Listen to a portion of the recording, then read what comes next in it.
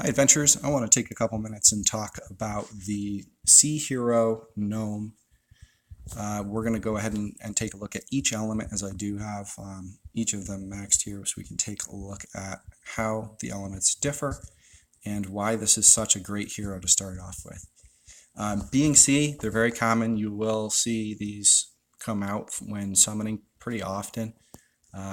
It's very easy to get 3 or more of them in your party if you want to, and the reason why you would like that is this incredibly high AP modifier that we see here.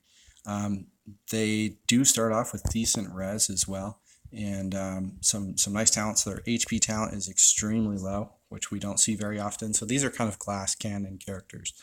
And with that, we want to go ahead and go with talents full into AP and really take advantage of these high modifiers we're going to see here. So taking a look at the first skill, you can see it's 100% 45 AP modifier that we can get up from 135 is what we start with. And the blue is going to, across the board, reduce the res of the enemies. So the first skill has a 50% chance of reducing that res for 3 turns, which is pretty nice. The second skill has 3 turns, 100% chance of application, and just an absolutely incredible primary modifier there. And we still have a decent modifier, 100% across 3 enemies in vertical, totaling 315 when maxed. That's very good too. It does a lot of damage. And again, 100% chance of applying that res.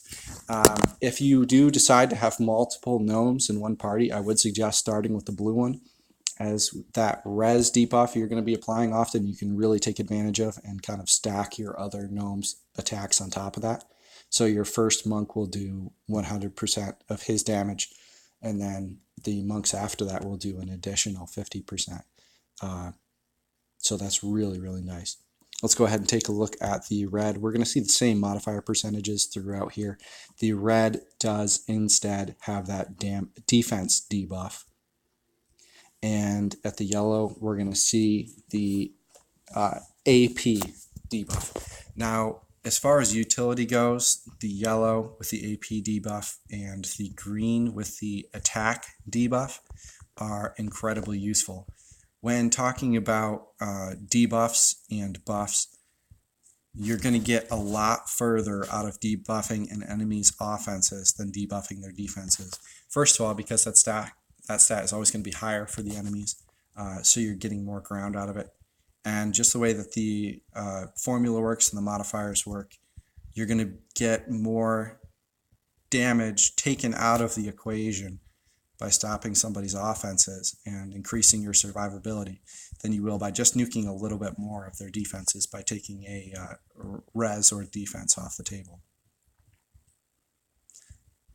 The exception would be using this gnome to stack those other large attacks.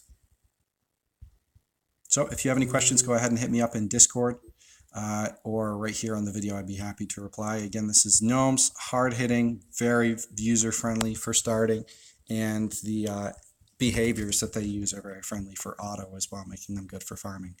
I would suggest this as being one of the first that you get up if you're not lucky to have a lich by the time you're getting in the 20s. All right, thank you.